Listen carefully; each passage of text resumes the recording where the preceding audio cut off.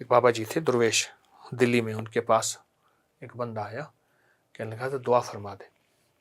تو فرمانے لگے چھوٹی کہوں یا بڑی کروں دعا؟ تو کہا حضرت بڑی فرما دے. تو فرمایا ایسا کر، کسی کونے میں نہ منہ دے کے کسی کونے میں دعا مانگ ساری امت کے لیے، یا اللہ جو مجھے دینا نا پہلے ساری امت کو دے دے، ساری انسانیت کے لیے اور سارے عالم کے لیے، اور حتیٰ کہ غیر مسلم کے لیے مانگ. یہ بڑی دعا ہوگی. پھر کیا ہوگا؟ پوچھنے لگا بابا جی کیا ہوگا؟ کہا ساری انسانیت میں جتنے انسان جن ہیں ان کی طرف جتنی برکتیں اس کریم کی عطاؤں کی جائیں گی، وہ ساری کی ساری لوٹ کے اتنی ہی تیرے پاس آئیں گی، ان کی بھی کم نہیں ہوں گی. اور اگر اکیلا اپنے لیے مانگے گا تو اکیلی تجھے ملیں گی. ایک درویش کے پاس، جھنجھانا کے ایک درویش تھے، تو ان کے پاس ایک بندہ آیا اور کہنے لگا حضرت تو شارٹ کٹ ولایت کا رستہ بتائیں. بڑے مجاہدے ہوتے ہیں، بڑی قربانیاں ہوتی ہیں اور بہت زیادہ، کچھ شارٹ بتائیں ولایت کا رستہ اور میں ولی بن جاؤں. حضرت نے فرمایا یہ کون سا مسئلہ ہے، کون سی مشکل ہے؟ فرمایا جب کوئی غیر مسلم بغیر کلمے کے مرے، کسی کونے میں منہ دے کے رو لیا کر، اللہ تجھے ولایت دے دے گا.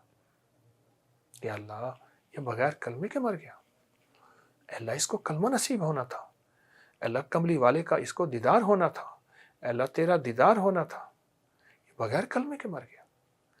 اس کے لیے تیرے دل میں خیر خواہی کا جذبہ ہو، محبت کا جذبہ ہو، نفرت کا جذبہ نہ ہو.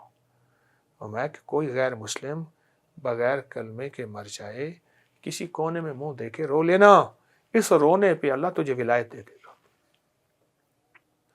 ہم ایسے حبیب کملی والی کی امت ہیں جس نے ختم نبوت کے صدقے، یہ ہے کہ ساری انسانیت قیامت تک کے لیے وہ نبی ہیں، تو ہمارے جذبے بھی قیامت تک والے کے لیے ہوں کہ یا اللہ قیامت تک جو امت آئے گی اور جو پہلے تھی اور جو موجودہ ہے، اے اللہ ان سب کے لیے میرے روزے کی خیروں کو تقسیم کر دے. ایک بندہ تھا وہ ایک دعا مانگتا تھا کہ یا اللہ جتنی بھی موت کی سختیاں ہیں نا، اللہ میرے پاس تو اور کوئی نیکی نہیں ہے، ایسا کرنا جتنے بھی لوگ ہیں سب کی موت کی سختی اللہ مجھے دے دینا، اور میں موت کی سختی وہ چکھ لوں. مرنا تو ویسے ہے، اللہ وہ موت کی سختی کسی اور کو نہ دینا. بس یہ دعا مانگتا تھا، اس کے پاس اور کوئی نیکی نہیں تھی.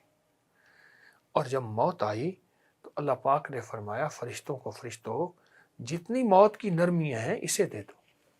اس نے ساری عمر میرے بندوں کے لیے مانگا، اور بندے میرے عیال ہیں اور میرا کنبہ ہے، اور مجھے اپنے بندوں سے محبت ہے، اور جو میرے بندوں سے محبت کرے گا اس سے میں محبت کرتا ہوں، اور جس سے میں محبت کرتا ہوں اسے اپنے مہمان خانے میں بھیجتا ہوں، اپنے قید خانے میں نہیں بھیجتا. اور میرا مہمان خانہ جنت ہے اور میرا قید خانہ جہنم ہے. فرشتوں ساری خیریں اس کی طرف لوٹا دو، ساری نرمیاں، ساری عافیتیں.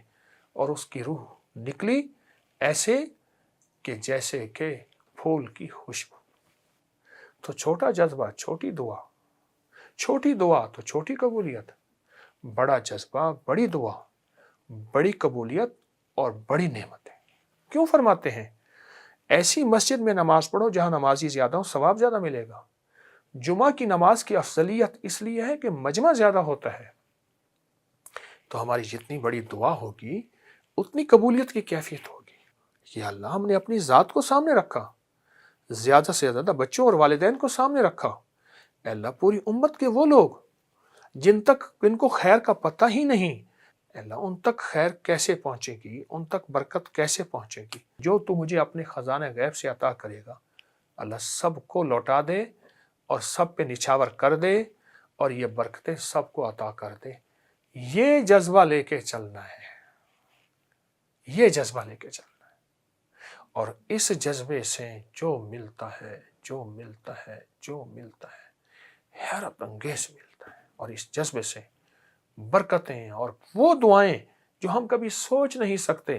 اللہ فرشتوں کو کہتے ہیں فرشتے فلاں میرا وقت کا ولی تھا، فلاں صدی میں آیا تھا، اس کا یہ جذبہ تھا، اس کی عمر 100 سال تھی یا 50 سال تھی یا اتنے سال تھی، اور اس نے جتنی خیر کی برکتوں کی دعائیں مانگی تھیں، جاؤ ساری اس کی جھولی میں ڈال دو۔